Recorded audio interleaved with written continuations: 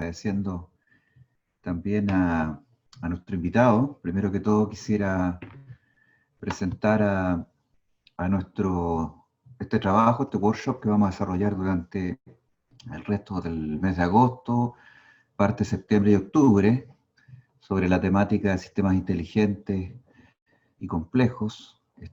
Y a Industria 4.0, estamos en un proceso interesante de cambios y quisimos comenzar con este workshop con un destacado invitado. Voy a presentarlo enseguida, pero antes quisiera comentar que nuestro grupo de investigación en Industria Inteligente y Sistemas Complejos es un grupo multidisciplinario compuesto por académicos de la Universidad del Biobío, don Francisco Gatica de la Facultad de Ciencias Empresariales, Miguel Yáñez de la Facultad de Ciencias, Patricio Galdames y Claudio Gutiérrez de la Facultad de Ciencias Empresariales también, del Departamento de Ciencias de la Computación, y quien les habla, Mario Ramos de la Facultad de Ingeniería. También contarles que estamos en varios proyectos, cursos, trabajando también en una red internacional en el ámbito de industria inteligente y sistemas inteligentes. Y quisimos comenzar este workshop con un destacado invitado, a quien tuve el gusto de conocer hace unos años, y quisiera presentar, por lo tanto, el tema de máquinas artificiales, de una mirada desde la neurociencia, al doctor profesor Adrián Palacio, quien hizo sus estudios en la Universidad de la Sorbona y es doctor en neurociencia de la Universidad Pierre y Marie Curie de Francia, y con la gran fortuna de haber trabajado con el doctor destacadísimo profesor Francisco Varela, y también ha realizado estudios postdoctorales en la Universidad de Yale en Estados Unidos en el área de biofísica, y desde el año 96 trabaja en la Facultad de Ciencias de la Universidad de Valparaíso como académico.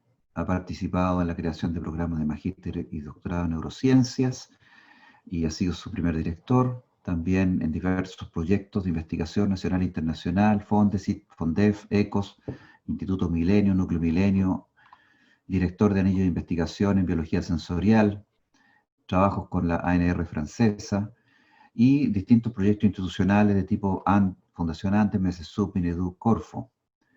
Ha formado numerosos estudiantes de pregrado, posgrado y postdoctorado, y es además revisor de revistas científicas variadas y actual editor de Scientific Report.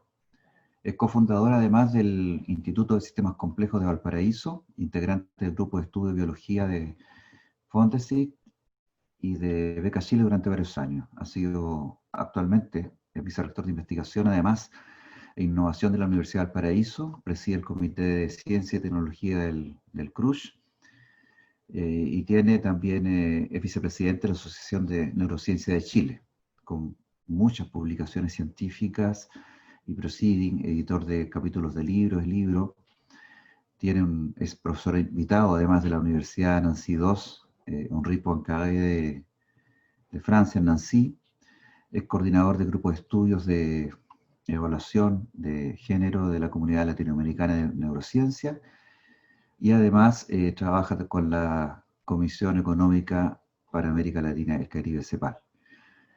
Quisiera entonces dejar con ustedes al doctor a Adrián Palacios, quien le agradecemos enormemente su disponibilidad para estar en este workshop, y le voy a dejar entonces la palabra para que nos haga su presentación, y luego podamos tener un momento de conversación, de preguntas con el profesor Palacio. Adrián. Vale, ¿me escuchan bien? ¿Sí? ¿Sí? ¿No? Sí, Bueno, perfecto. Estamos muchas muy bien. gracias, Mario. Casi no me dejas tiempo porque como tengo tiempo limitado, me dijiste, con la presentación te lo agradezco. Era un tema pendiente que teníamos de este encuentro entre neurociencia y las ingenierías, ¿ya?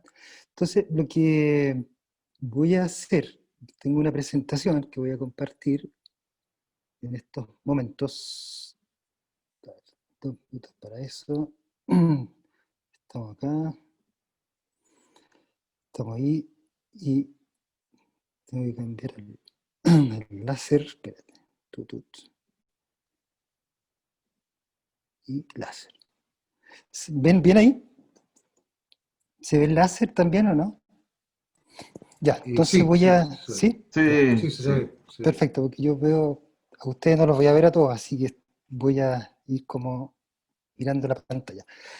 Lo primero que quiero hacer hoy día, digamos, en estos minutos que tengo, es más bien una reflexión a partir de una serie de estudios que hemos realizado y también tomando literatura, digamos, amplia, publicada sobre el tema de la inteligencia artificial y la neurociencia en términos de qué significa hoy en día estar de un lado o del otro en esta gran, yo diría, vía que es la construcción humana de máquinas inteligentes.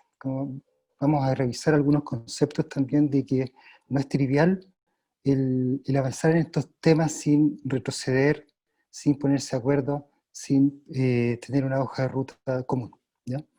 Entonces, para eso hay una literatura enorme, ¿ya? Una gran literatura al respecto, digamos, tanto cómo pensar la inteligencia y cuándo es el momento que las máquinas inteligentes son inteligentes de manera de verdad, ¿ya? Cuando empiezan su propia autonomía, su propia vía evolutiva de manera independiente a su creador, ¿ya? Y esos momentos se han llamado de diferentes maneras, y hemos tenido, por ejemplo, la singularidad de esta etapa, de esta historia de máquina, pero también ha tenido una historia que no ha sido sin idas y vueltas, y que hay una breve como ilustración, todo esto lo saqué de la web, por supuesto, donde se dan algunos hitos en la historia de la inteligencia artificial, donde reconocemos años 50, por ejemplo, Alan Turing, que fue uno de los primeros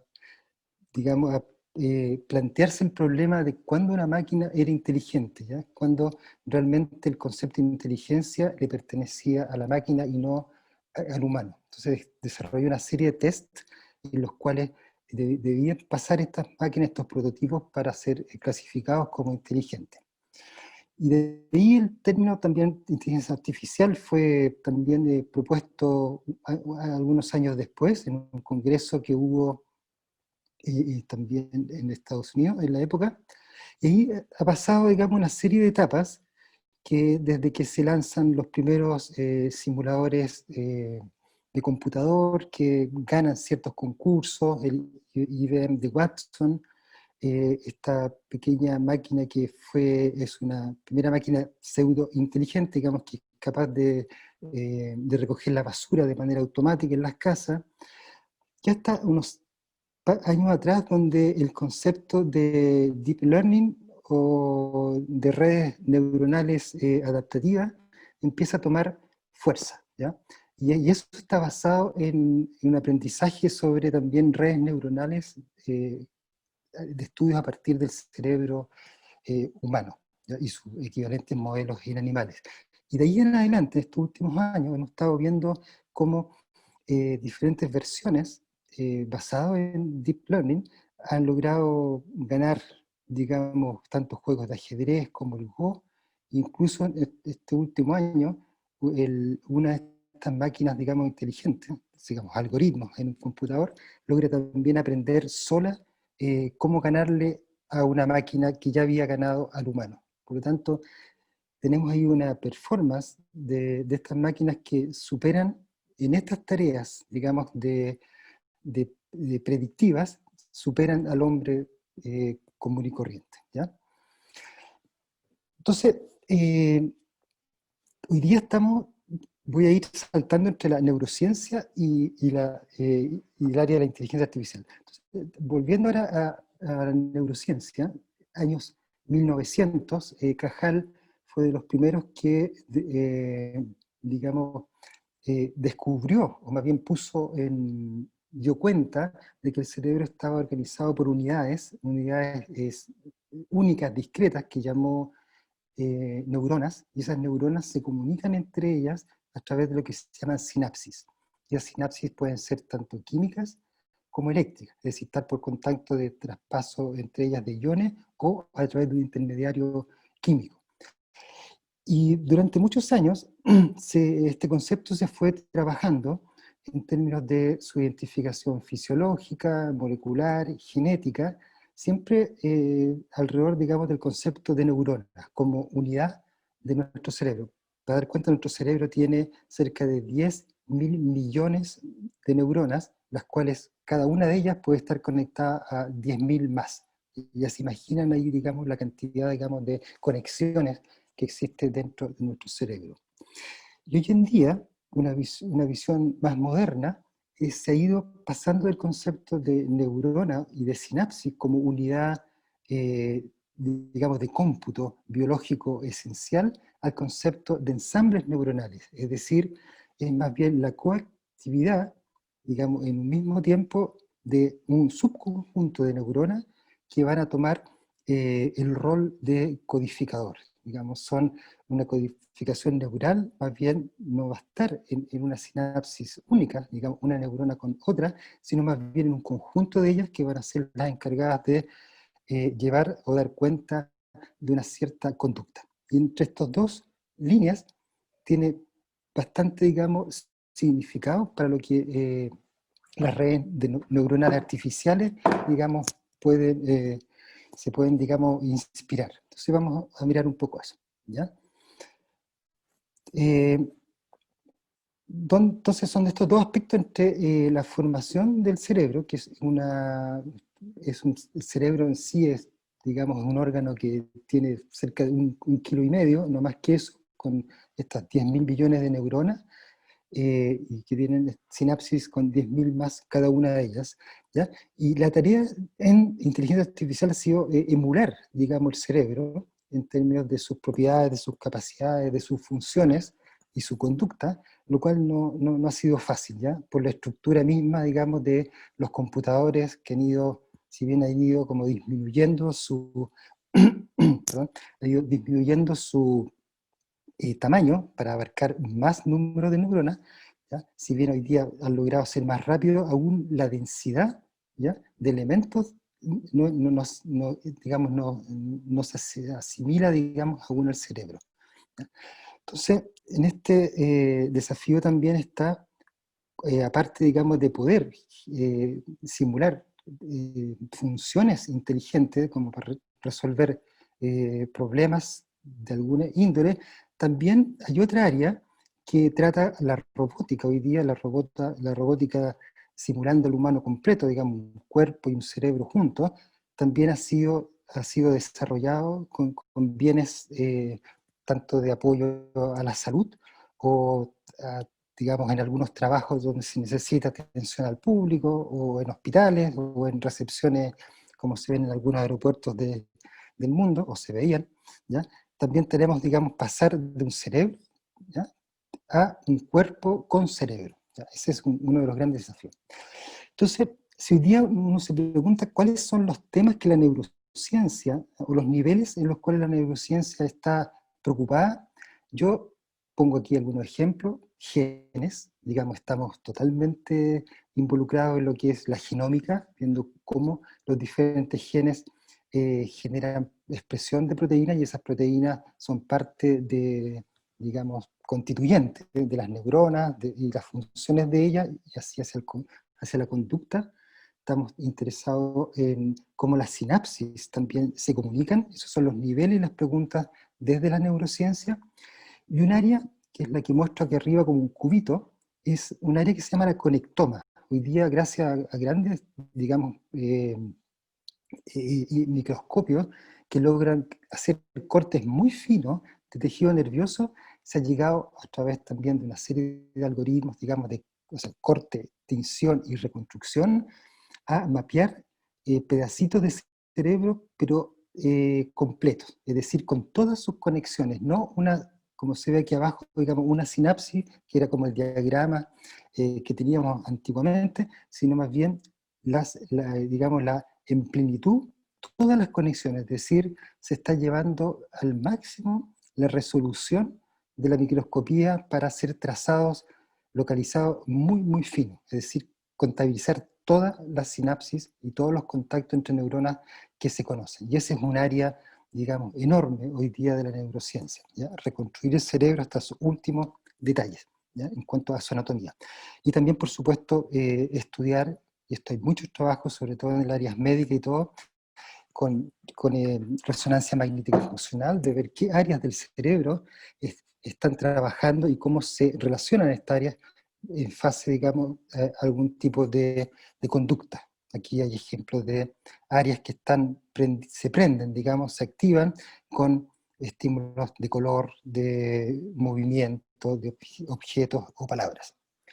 Ahora, si nos vamos al área de la inteligencia, de la visión artificial, que puse como ejemplo, ya que es un área en la cual trabajo, ¿cuáles son esos ejemplos de algunos de los problemas que están? La segmentación, digamos, segmentar que no, es un problema no trivial, digamos, el tener objetos en una fotografía, en una imagen, y determinar cuáles son los bordes de esos elementos para extraer un posible objeto. El objeto es una construcción mental en la cual nosotros actuamos sobre ella para movernos del mundo, pero desde el punto de vista de la visión artificial son bordes, ¿ya? Que hay que discriminar frente a objetos que no se tiene una realidad de ellos en términos de otros aspectos sensoriales, como puede ser el tacto, el olor, etcétera, ¿ya?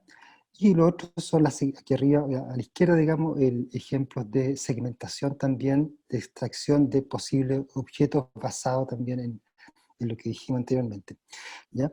Entonces, estos son ejemplos, digamos, de cómo se contrastan estos dos tipos de disciplinas en términos de sus intereses, pero que convergen en ciertos aspectos, ¿ya? Convergen, por ejemplo, en lo que son las redes de neuronas, como se ve aquí abajo, es un interés común en las personas que trabajan en neurociencias, sobre todo los que están más del área de los modelos, de los registros masivos de neuronas, y el área de la inteligencia artificial, que también está interesado en modelar y utilizar redes neuronales.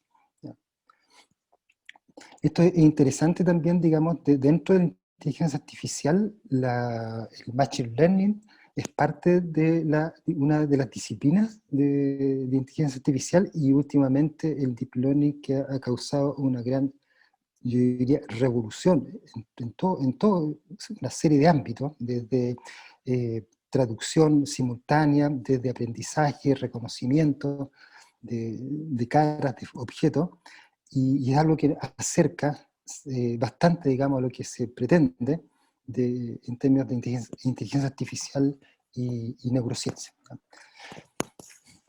Vamos a ir más rápido, ¿ya? Entonces, aquí abajo voy a ir, para nosotros, digamos, los que estamos en esta interfaz entre lo artificial y lo natural, es importante ver que una inteligencia artificial desacoplada, es decir, como un sistema experto, como una web, como algoritmo, sin un cuerpo, no es una solución completa, ¿ya?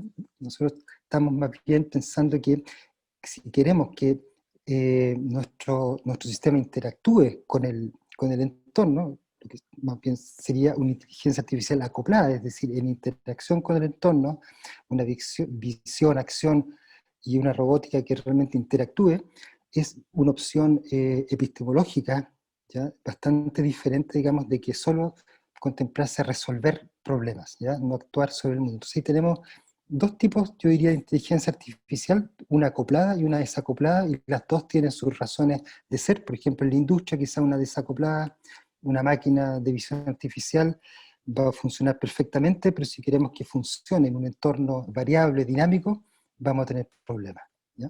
Entonces ahí hay que hacer un pequeño ajuste. Un, eh, un, un científico muy connotado en esta área fue David Marr, digamos, en el MIT, quien en uno de sus libros propuso estructurar el área en términos de que para todo tipo de problema siempre va a haber una solución, o sea, digamos, una conceptualización desde el punto de vista computacional, va a haber un algoritmo que va a tomar ese problema, y también va a haber una implementación física donde ese algoritmo va a lograr, digamos, implementarse y resolver el tema anterior. Por el lado de la biología, nosotros eso se traduce en reflectancia espectral, que es un problema que tiene la visión de cómo recupera las invariantes espectrales en entornos completamente cambiantes en iluminación.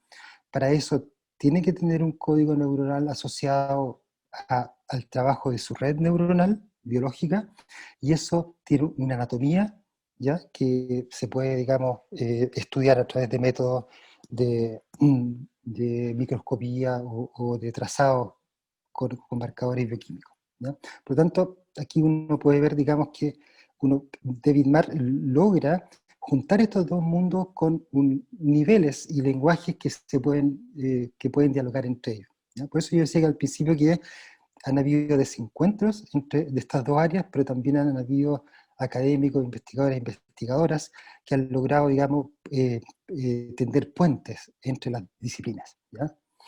Voy a dar un par de ejemplos que me gusta harto sobre la visión. ¿Ya? La visión se origina ya a partir de una muy estrecha banda de radiación electromagnética que se llama lo visible, ya entre 400 y 700 nanómetros, digamos, de este largo, digamos, de esta gran eh, espectro, digamos, electromagnético. Solo un segmento muy pequeño, ¿ya?, es el que nos otorga todo lo que tenemos de accesible, ¿ya?, en cuanto a color, profundidad, textura, movimiento. Es decir, nuestro diseño biológico responde a una banda energética que es muy limitada, digamos, muy estrecha, son 300 nanómetros, ¿ya?, digamos, entre el azul y los 700 nanómetros hacia el rojo. Ese es el rango sobre el cual se construye todo lo que llamamos, digamos, visión, ¿ya?, a partir de ahí.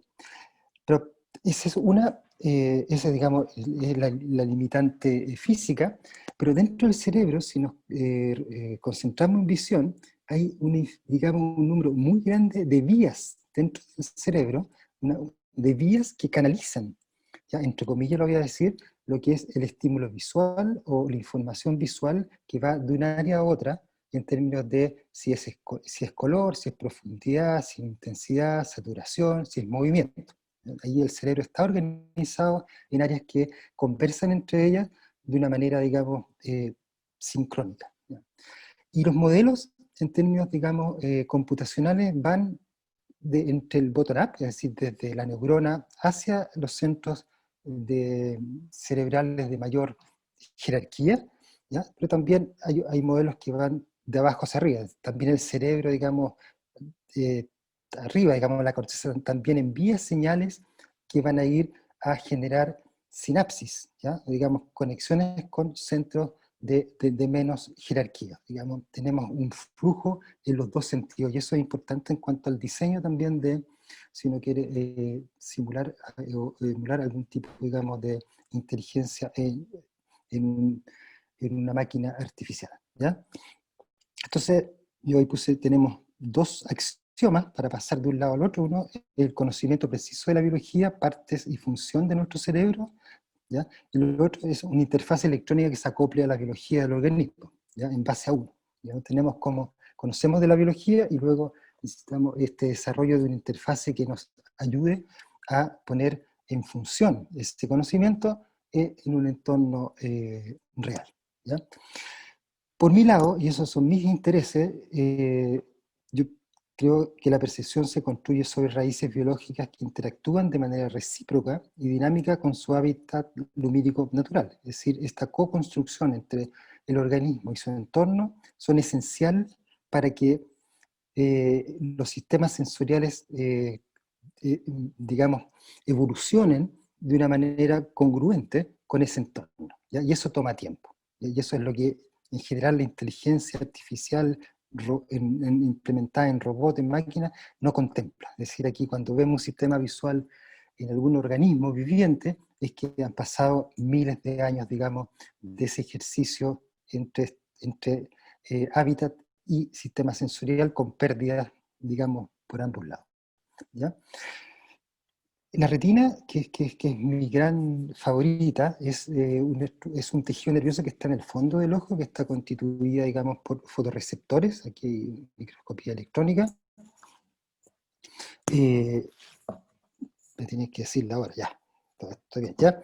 Y que tiene toda una maquinaria diminuta donde cada fotón, ¿ya? Cada fotón se absorbe a través de un pigmento visual que es una proteína acoplada a un cromófono, ¿ya? Esa es la bioquímica en la cual eh, un fotón al impactar genera una serie de reacciones que reclutan segundos mensajeros que hacen que a nivel de la membrana de estos fotorreceptores haya entrada de iones positivos y salgan iones también de un lado y otro de la membrana, manteniendo un equilibrio iónico que permite que el compartimiento intracelular en relación al extracelular esté menos o más depolarizado. ¿Ya? Ese es como el transductor visual, digamos, son proteínas dentro de fotorreceptores que generan, digamos, esta posibilidad de captar esos fotones ¿ya? Con la energía entre 400 y 700 nanómetros. ¿Ya? Y eso hace toda la diferencia, digamos, de por qué uno puede ver o no ver si es que tiene o no tiene, digamos, los transductores visuales adecuados. Y de ahí, una vez que los fotorreceptores captan estos fotones, hay una serie de vías anatómicas dentro de la retina, esta capita, digamos, que está en el fondo del ojo, de 200 a 300 micrones de espesor, y de ahí hay una serie, digamos, de vías de sinapsis, pero hay vías visuales a través de una estructura muy, muy conocida, ¿ya? Hay células que se llaman conos y bastones, hay células bipolares que conectan los conos y bastones con células ganglionales, y las células ganglionales son las que captan, ¿ya? O sea, reciben las señales de muchas células bipolares, por lo tanto de muchos fotorreceptores, y que una vez que la señal pasa un umbral, o no pasa, digamos, que pasa un umbral, genera lo que se llama un potencial de acción, ¿ya? Y ese potencial de acción va a través de axones hacia el cerebro. Es decir, ahí hay un cuello de botella, ¿ya? Que tenemos vías que son estos axones que van hacia diferentes secciones del cerebro, y es la manera en que el ojo le puede contar al cerebro qué es lo que está pasando, digamos, en el mundo de afuera, y el cerebro de esas señales va a generar una interpretación del entorno para poder generar cognición, ¿ya? En nuestro laboratorio, yo se le quiero mostrar ahora, si es que me funciona esto, hacemos eso, ¿ya? Registramos a partir de pedacitos en estas cápsulas que están acá, que son pequeñas, hay 256 electrodos en un 2 milímetros cuadrados. Hoy día tenemos unas que ya tienen 4000 electrodos. Registramos lo que se debajo, estas señales bien pequeñitas que se ven, son todos potenciales de acción, es decir, son neuronas que están disparando, y cada uno de estos registros logramos captar hasta 600 neuronas simultáneamente. Y aquí a la derecha, lo que son estas rayitas que se ven acá, es un raster, donde hay un ejemplo de 20 neuronas que están aquí, 20 a 2 neuronas, cada una de esas es una serie de tiempo. Este es el tiempo aquí abajo, y lo que tenemos al final es un raster de ceros o uno, es decir, cuando disparó la neurona y cuando no disparó no se ve nada. Y con eso nosotros luego trabajamos tratando de entender cuál fue el código neuronal, ¿ya? Que la retina genera a través de un estímulo tanto. Y nuestros estímulos, que se ven acá, pueden ser ruido blanco, y a través de ese ruido blanco lo que nos permite es captar ciertas propiedades de estas neuronas. Es un ejemplo de lo que hacemos. Y luego, cuando tenemos respuesta, hacemos lo que se llama ingeniería inversa, es decir, conociendo la respuesta, vamos a ver qué estímulo generó esa respuesta, y logramos reconstituir los diferentes elementos de nuestra red neuronal. ¿Ya? Esto le quería mostrar, pero no sé si todo, pero no sé dónde. Este fue un proyecto que tuvimos en desarrollo con un colega, que tuvimos que construir para hacer nuestros estudios de imágenes naturales. Tuvimos que construir un pequeño robot, ¿ya? Que nos sirvió para simular cómo un ratoncito, no sé si lo puedo adelantar, pero dura un minuto. ¿Estamos bien con el tiempo, Adrián?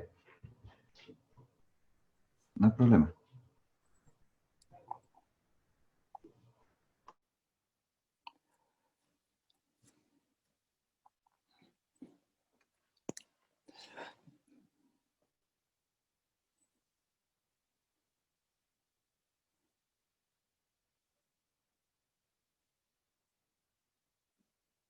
Voy a adelantar un poquito porque lo que quería mostrarles es esto, ¿no? Y después les digo por qué.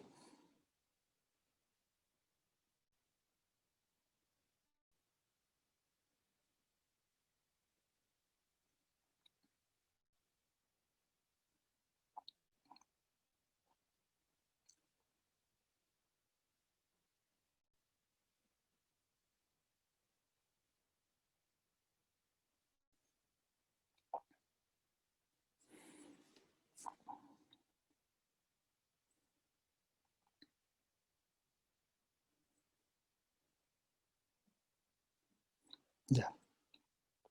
Les quería mostrar ese pequeño video que es, ¿por qué? Porque nosotros cuando nos enfrentamos, digamos, al estudio de retina, y como trabajamos con unos pequeños roedores, lo que decidimos hacer es ir a tomar el punto de vista de este animalito en su hábitat natural.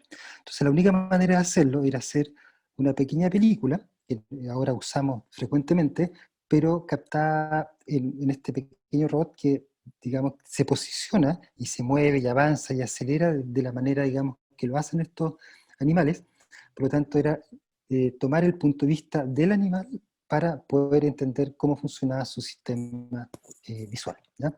Y esto es explicarle nomás que con los estímulos nosotros logramos caracterizar una serie, digamos, de parámetros de la célula. Cada uno de estos colores que están acá se llaman campos receptivos, es decir, es en la superficie física en la cual al estimular una neurona particular responde al estímulo, ¿ya? Y eso nosotros hacemos un mapeo para reconstruir nuestra red neuronal, ¿ya? Y finalmente terminamos con esto de otro laboratorio, que nosotros hacemos lo mismo haciendo clustering de diferentes propiedades de cada una de las células registradas para poder entender, digamos, de cuántas vías visuales o elementos funcionales tenemos. Y hoy día la retina, que para que tengan una idea, tiene cerca de unas 30, 40 diferentes maneras de codificar la visión. Es decir, es como si usted tuviera una cámara artificial, ¿ya? En la cual por cada pregunta que ustedes le hacen, digamos, al entorno, una fotografía o algo así, esta cámara genera unas 30 diferentes maneras de codificar esa entrada, ¿ya? Y con esa salida es la cual el sistema nervioso logra funcionar, ¿ya? Por tanto, es un mundo muy interesante lograr justamente hacer el mapa de estas funciones visuales en entornos naturales, ¿ya? Vamos a seguir entonces nuestro avance. Una de las propiedades del cerebro, y voy a dar un ejemplo, tenía más, pero no tenemos todo el tiempo, es que el cerebro es capaz de anticiparse, ¿ya? Es decir, es capaz de generar una anticipación cuando un estímulo se repite. El cerebro tiene esa capacidad, digamos, de estar antes, ¿ya? O responder en un estímulo serial, es capaz de responder incluso cuando el estímulo no está, porque fue entrenado de una manera tal que es periódica y por lo tanto prevé que lo que sigue es conocido, ¿ya? Y esa propiedad, nosotros con colegas, digamos, en el laboratorio, logramos también reproducirla en nuestro laboratorio, y lo que se ve acá es un estímulo. Hacia arriba se prende la luz, se apaga, se prende, se apaga, este es una serie de tiempo, 40 milisegundos on y 40 off. Y lo que se ve acá abajo es un registro de neuronas. Tenemos voy a poner de nuevo el láser, a ver, acá, ¿ya? Todos estos puntitos negros repetimos este estímulo, digamos que está arriba, lo repetimos muchas veces, por eso se ve como unas hileras negras, quiere decir que la célula responde, responde, responde, responde, responde, y esto en función del tiempo. Y lo que vemos que esta célula, para un estímulo que siempre es el mismo, responde de manera inicial con alguna frecuencia alta y luego de manera más rítmica, pero con menor cantidad, digamos, de respuesta en el tiempo, pese a que el estímulo sigue siendo el mismo. Y cuando el estímulo para, digamos, ya no hay más estímulo, y la retina, esta célula de la retina responde. Por lo tanto, se entrenó a que lo que viene es un estímulo, pero que, digamos, el experimento es donde, digamos, no hay ese estímulo, lo que se logra ver es una respuesta, es decir, es una respuesta sin estímulo, ¿ya? Y ahí viene toda una teoría, digamos, de por qué pasa, por qué, y ahí estamos, digamos, estudiando los mecanismos, se supone que hay unos condensadores que están, digamos, se cargan, y el último se cargan, pero esta es la manera que un circuito biológico también es capaz de predecir, digamos, predecir a lo que viene, ¿ya? En función de sus propias conectividades. Es decir, digamos, estamos aquí ya en la retina, tenemos propiedades de predicción, digamos, un sistema que aprende y que predice es finalmente lo que caracteriza también un cerebro en el humano. Y aquí hay una serie, digamos, de ejemplos donde ese mismo estímulo se repite, son diferentes neuronas que se ve aquí abajo de la retina, y vemos que cada una de ellas responde de una manera diferente a un estímulo que es el mismo para todas las neuronas, ¿ya? Por lo tanto, dentro de esta red, ¿ya? Que es una red muy intricada, digamos, en su conectividad, ¿ya? Logra generar salidas que son muy diferentes, pese a que ciertas propiedades son compartidas, otras son muy diferentes en términos de su salida, ¿ya? Y eso nos permite a nosotros, por ejemplo, estudiar las diferentes vías visuales de la retina que están más encargadas de ciertas particularidades del estímulo visual que de otras, ¿no? Digamos, ese es como nuestro focus en el laboratorio, ¿no? Entonces yo todos les cuento esta parte, digamos, porque es lo que a nosotros nos preocupa en el laboratorio, y pensamos que nosotros estamos en, esta, eh, en este puente, ¿ya? Entre la biología más básica, pero también en el usar los datos que generamos para generar los modelos o algoritmos, digamos, que puedan simular estas propiedades biológicas, ¿ya? Y el último ejemplo que tengo es también el paso, como yo decía, al inicio, digamos, de nuestros estudios en asambleas neuronales. La retina también es capaz de responder en términos de conjunto de neuronas, y para eso hemos hecho una serie de experimentos, voy a explicarlos rápidamente acá. Esta es una retina en un multielectrodo, nuestros diferentes estímulos están acá, y para las diferentes condiciones, cotópico, fotópico, ruido blanco y película natural, esa que yo les explicaba, que tuvimos que hacer un pequeño robot para eso, ¿ya? Lo que generamos acá, que hay 200 neuronas, cada una, esta es una serie de tiempo, y 200 neuronas que responden de la manera que está ahí, cada puntito negro que se ve es una respuesta.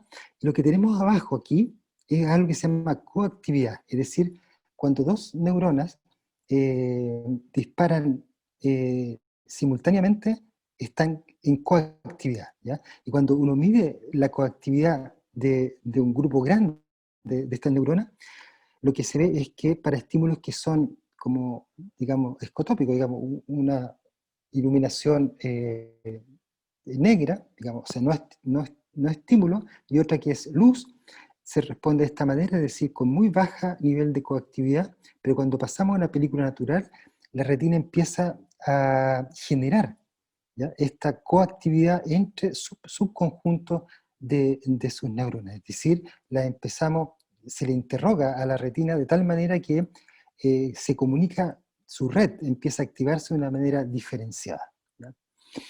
Y cuando uno ve esto, digamos, ya a nivel con más detalle, lo que encontramos es que en secuencia de esta película natural, se van generando subconjuntos de neuronas, los que aparecen aquí abajo, tanto a nivel de su posicionamiento, cada uno de estos puntitos de colores es una asamblea, otra asamblea, otra asamblea y otra asamblea, y aquí abajo están sus campos receptivos, y vemos que hay grupos de neuronas que se activan en diferentes momentos de la película natural. En este caso, algunas neuronas comparten estos subconjuntos, pero otras no, ¿ya?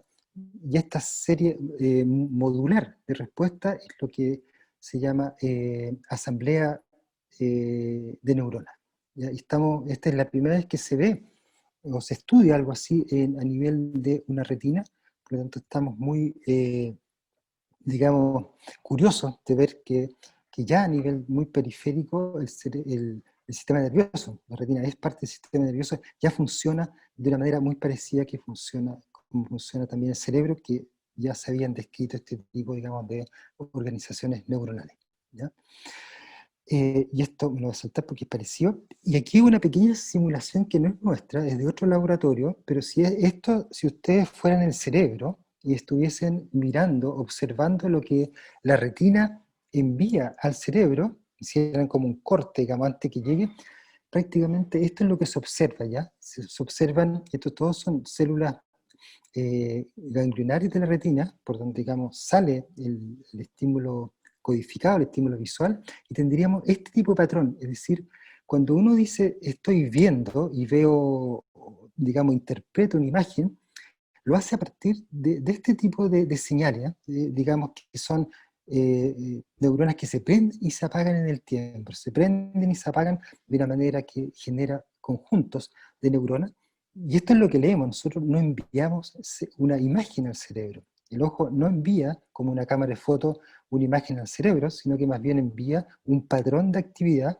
que el cerebro recupera, lo hace propio, lo interpreta y le genera, digamos, una relación con el entorno, que eso luego se llama percepción visual, que permite todo lo que permite.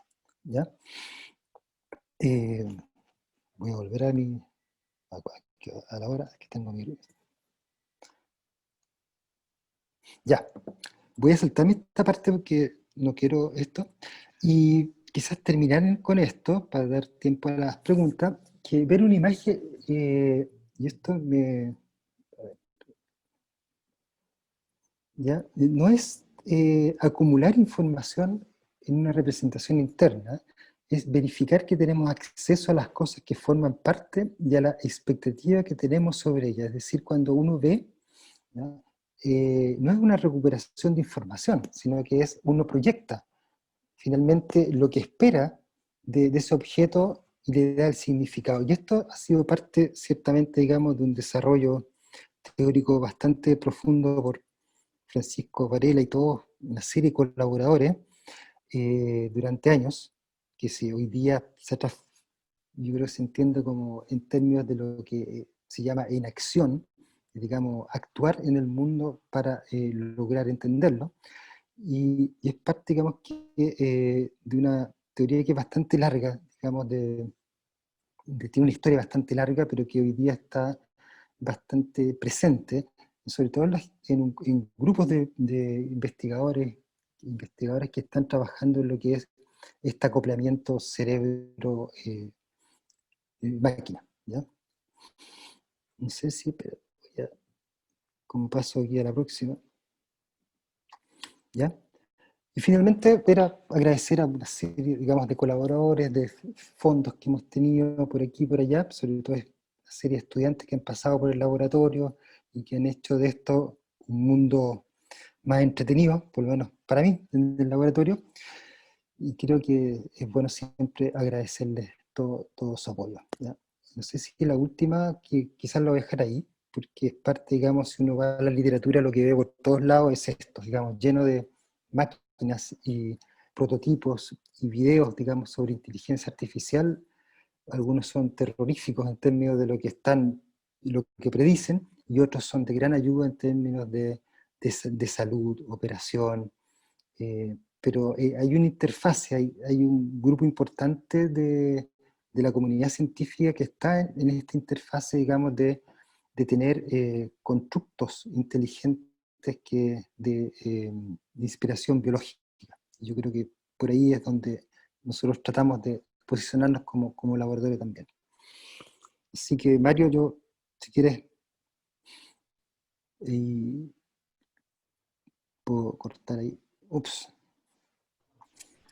Para que podamos quizás Muchas conversar gracias, algo. Adrián. Ha sido muy ilustrativo, muy interesante la presentación. Entonces vamos a dejar los siguientes 10-15 minutos para conversar, para poder escuchar también las preguntas las intervenciones. Vamos a dar la palabra a través de dos maneras. La primera es por chat, si alguien quiere hacer la pregunta por escrito, y la segunda manera es directamente por micrófono. Entonces, las personas que quieran piden la palabra, porfa, y les rogaría que se presentaran y le hacen la pregunta a Adrián para que podamos comenzar la conversación. Así que queda abierta la palabra. ¿Quién quiere partir?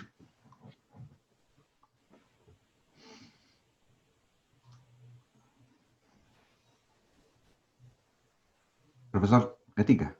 Mario, hola. Bueno, primero agradecer a Adriana la excelente presentación. Creo que a uno le abre varios mundos. Yo soy del área de la economía, por lo tanto no tengo mucha vinculación con la biología. Tengo una sola pregunta. En el fondo, en algún minuto tú deslizaste de que efectivamente estos sistemas son producto de un proceso evolutivo donde se acopla el sistema con su entorno, con su hábitat, ¿cierto? Entonces, si uno pudiera hacer la pregunta al revés, ¿tú crees que efectivamente toda la disponibilidad de tecnología que tenemos cambian nuestra estructura para percibir las cosas? Porque tú comentabas que hay un espectro muy acotado de imágenes, de colores que uno puede percibir, pero puede que toda la tecnología que se está desarrollando genere un proceso evolutivo de corto, muy rápido, donde nosotros vayamos también biológicamente aumentando ese espectro, acoplando a esta nueva tecnología. Ahí te agradezco la pregunta. Son dos temas. Yo creo que el cerebro hace parte de un órgano que sí se adapta a su entorno. Digamos, hoy día nuestra capacidad de memoria, por ejemplo, es bastante menor que la que teníamos antes. En general, hay particularidades, pero en mi propio caso, ahora cuento mucho con usar el teléfono, usar el computador. Me es más fácil. Y cuando recuerdo que antes uno se acordaba de 20, 30 números de teléfono de manera permanente, eso ya no pasa. Entonces, ahí una tecnología está reemplazando o poniéndose al servicio, digamos, de uno, y uno deja de usar ciertas, digamos, capacidades que tiene. Ojalá se completen con otras. Ahora, quizás la gente ahora es mejor en otras cosas que antes. Pero en cuanto a el espectro de radiación electromagnética, eso es difícil, porque hay una limitante que tiene que ver con la energía del fotón. O sea, hay una razón para eso, ¿ya? Que la energía de los fotones, tanto hacia el lado rojo, de menor energía, como hacia el ultravioleta, o sea, hacia los azules, de mayor energía, no puede pasar un límite. Digamos, si te vas mucho hacia el ultravioleta, mucho más allá, de 400 hacia 300, 200 nanómetros, la energía es tal que es destructiva. Digamos, te va a destruir, digamos, tu sensor. Tus fotorreceptores no van a, digamos, tu piel no resiste. Y del otro lado es tan baja la energía que necesitarías prácticamente pasar de lo que es lo cromático, si tú quieres, a lo que es calor, ¿ya? Porque estarías dentro de las radiaciones infrarrojas. Entonces, hay un límite energético que por eso que no podemos percibir rayo X o ondas de televisión u otras, siendo que están dentro del mismo fenómeno, digamos, mismo espectro de radiación electromagnética, ¿ya? Pero hay una razón constitutiva, ¿ya? Muchas gracias. Sigue abierta la palabra. Muchas gracias por la consulta, Francisco. ¿Más preguntas? ¿Opiniones también?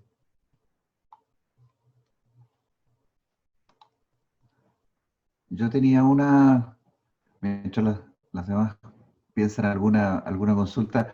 Adrián, uno de los temas que es hasta filosófico, siempre me ha tocado conversarlo con los estudiantes, con colegas. Las máquinas artificiales, inteligentes artificiales, ¿serán algún día realmente como el ser humano? Es una pregunta capciosa también, pero ¿será algún día así? ¿Qué piensas tú? Es bien filosófica, como tú dices. Es una pregunta, fíjate, que aunque tú no lo creas, es una pregunta que una vez conversamos con Francisco Varela, hace muchos años, eso sí, cuando estaba vivo y en Francia, y que me acuerdo que venía volviendo del MIT, donde estaba Ronald Brooks, que es uno de los robóticos, digamos, que empezó a trabajar con estos insectos, estos como robots que eran insectos que caminaban por el laboratorio y todo, y llegó súper entusiasmado con eso, y conversamos este tema, y dije, pero ¿cuándo estos animales, o constructos, digamos, del humano, van a tener inteligencia?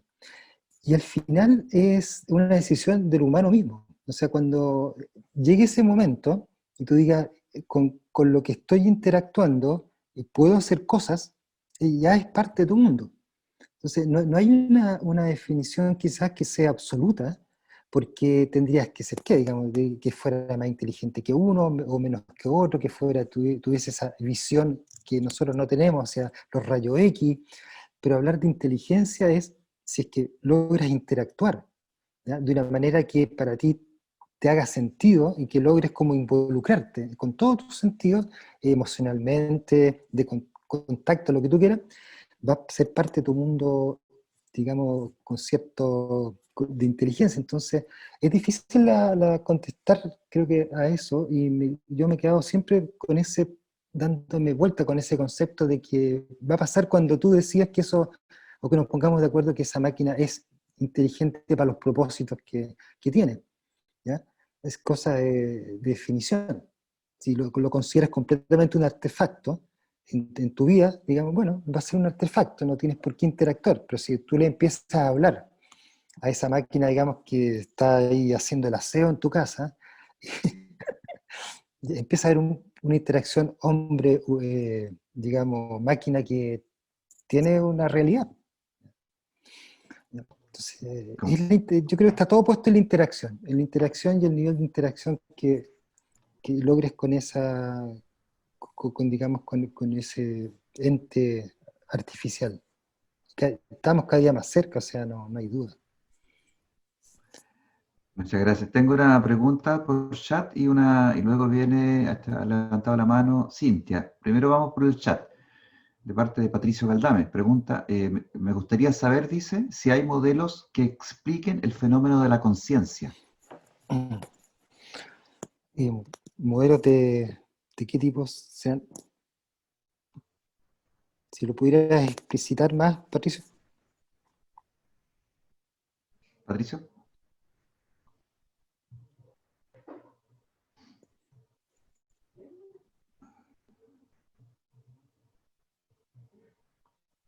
Modelos matemáticos se refiere. Modelos matemáticos.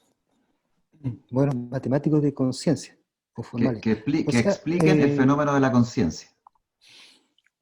claro, ahí están todos, mira, quizás qué entendemos como conciencia. Yo creo que ahí va a haber un punto que es importante definirlo, porque es darse cuenta de, eh, Modelos matemáticos o claro, formales que intentan definirla. Eso es eso la hay concepción. muchos, digamos, hay intentos desde hace años, digamos, de formalizar la conciencia y siempre cae en el tema cuerpo-mente o cerebro-mente. Si cuando uno habla, por ejemplo, está pensando, es algo lo puedes separarte digamos, del substrato biológico.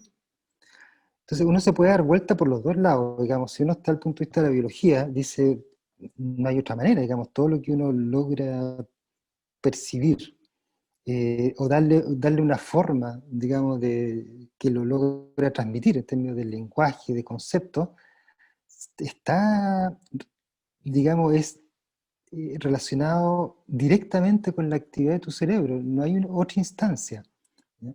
No nos conviene vernos así porque tendríamos que empezar a ver estas, digamos, 40, digamos, esta cantidad, 10 a la 9 a la 10 digamos, de neuronas, digamos, qué está haciendo cada una, cómo está contribuyendo a este sentimiento que yo tengo, por ejemplo, o conciencia de, eh, costaría mejor, nos conviene más abstraernos que hay algo intermedio entre la biología y otra cosa que llamamos conciencia, pero finalmente uno siempre termina del lado de los biólogos a que todos siempre está en tu biología.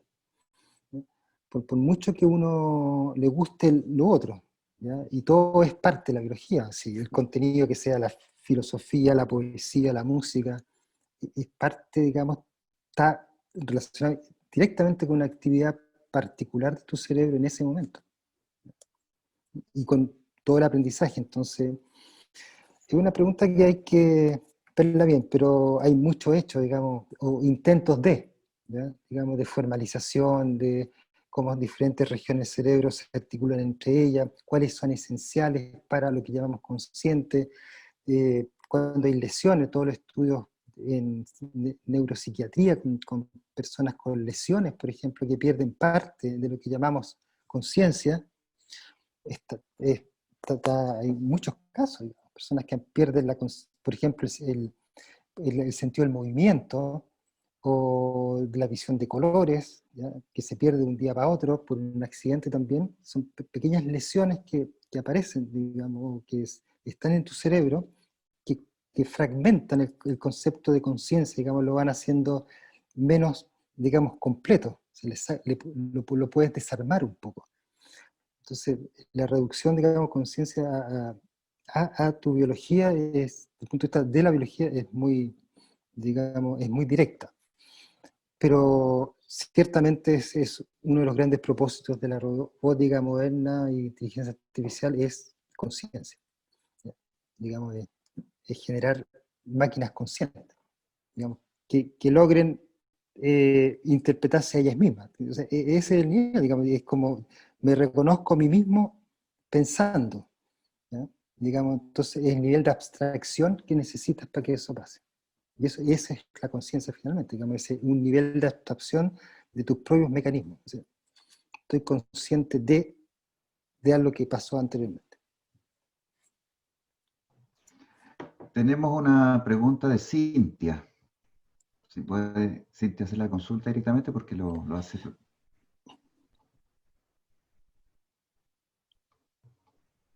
¿Aló, Cintia? Ahí, Cintia está ahí, pero bueno. Tiene que quitarle el mute. ¿Le quitamos nosotros Sí, puedes. el mute? Ahí. Ahí tiene Cintia para que active. ¿No? ¿No, Cintia? No, parece que no funciona. Ya. Ahí tengo otra pregunta acá en el chat. No, ahí teníamos. Es la misma pregunta. ¿Alguna otra consulta? ¿Consulta de verbal o que quieran alguna intervención?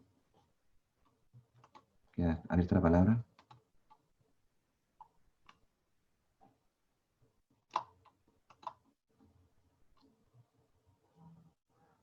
Sí. Vicente Olivares. Vicente Olivares.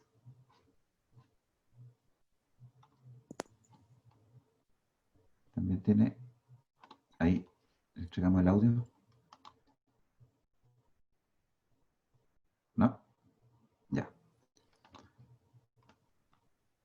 Más consultas, intervenciones. Alguien tenía una idea, decía, si con todo el desarrollo tecnológico es posible que máquinas, inteligencia artificial, puedan llegar a tener sentimientos. Ahí está. Roberto Pérez pregunta eso. Roberto.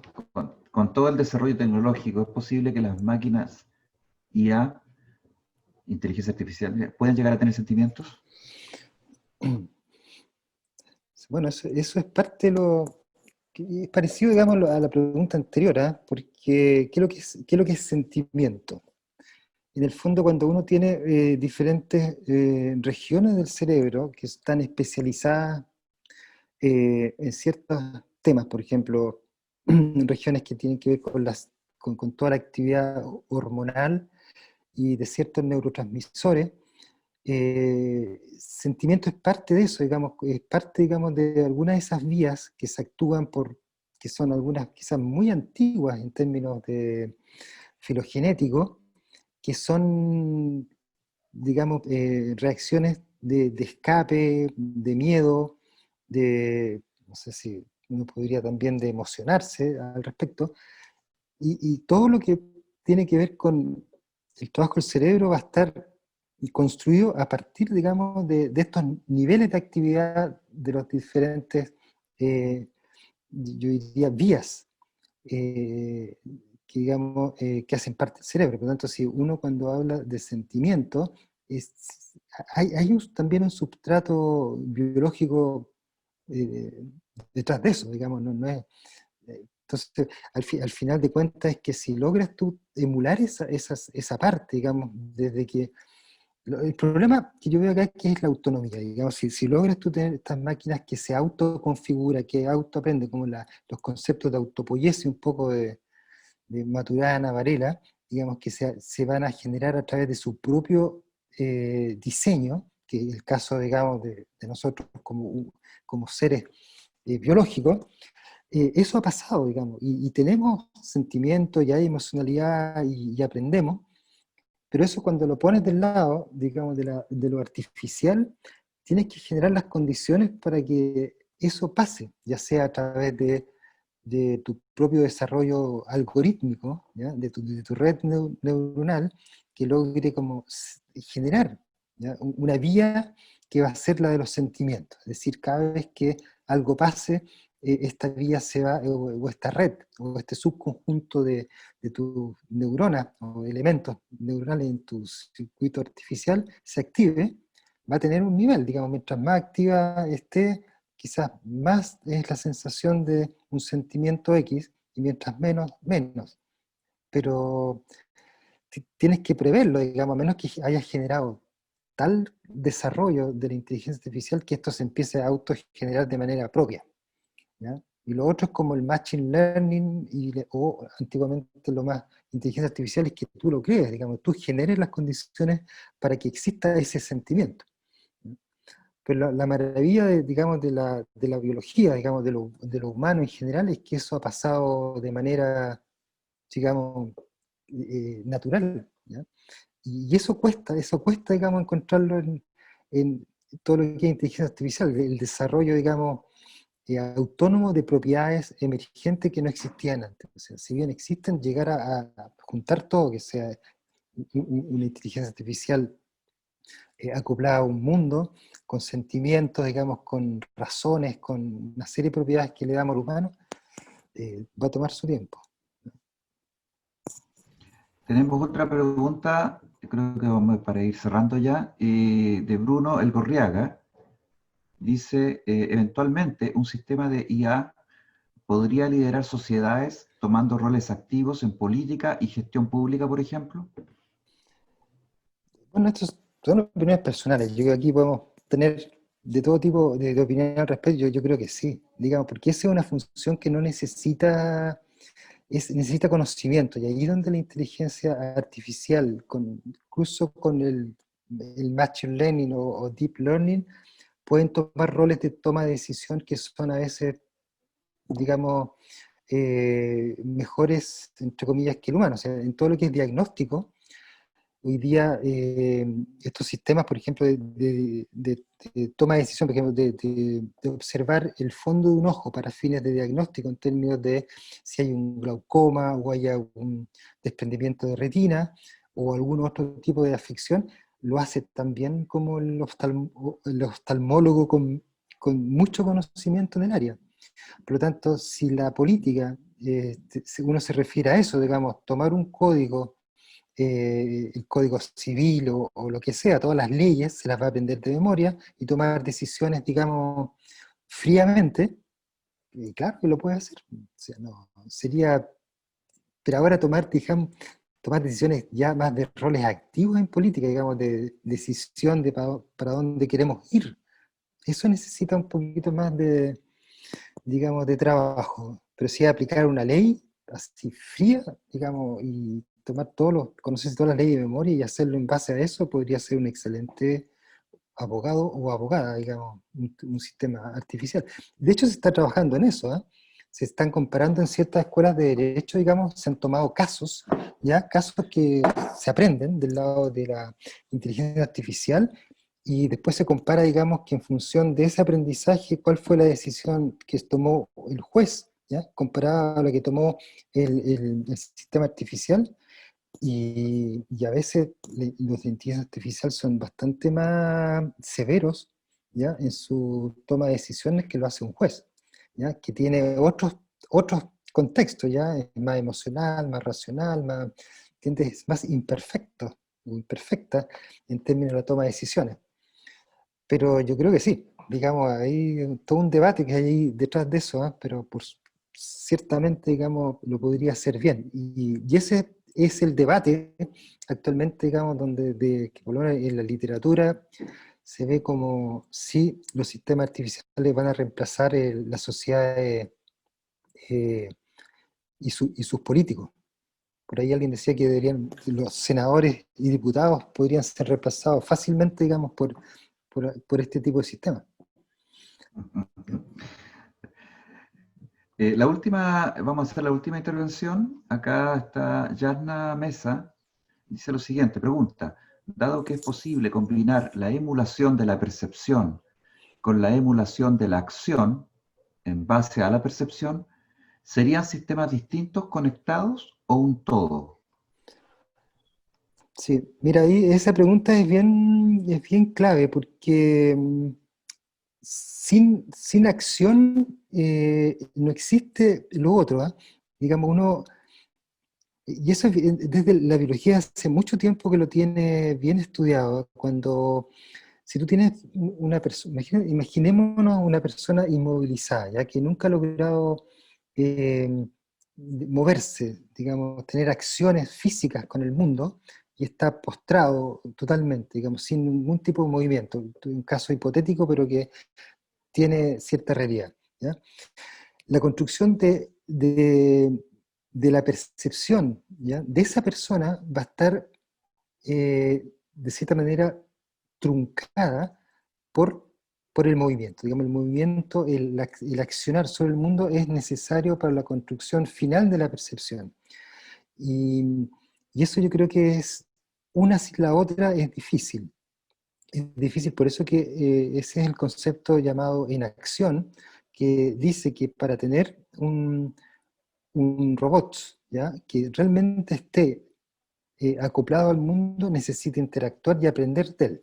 Es como nosotros mismos, digamos, si uno mira alrededor y ve objetos, esos objetos no están en contacto con nosotros directamente, sino hasta que tenemos una interacción con ese objeto. Pero pese a eso, nosotros ya tenemos una predicción de que al acercarme al objeto va a tener una textura, va a tener un peso, va a tener digamos, una forma 3D que ya la imaginamos. Por tanto, esa experiencia solo viene, digamos, del actuar con el objeto.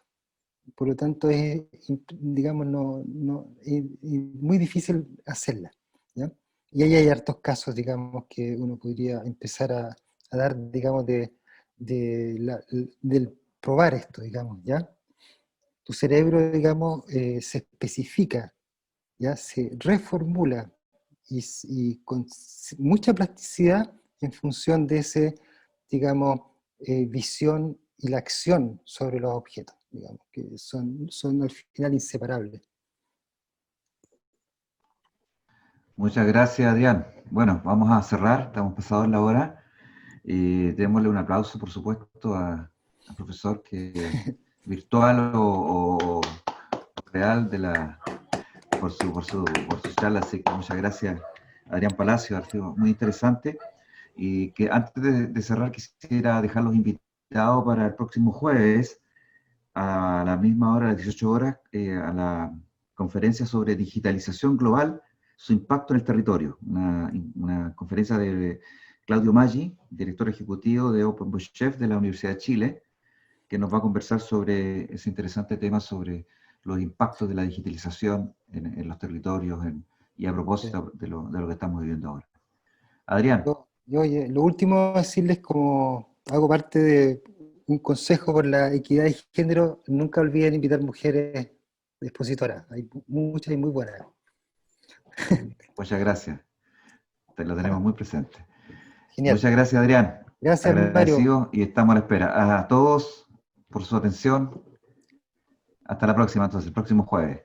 Listo. Chao. Que estés Chao, bien. chao. Chao, hasta la Gracias. próxima.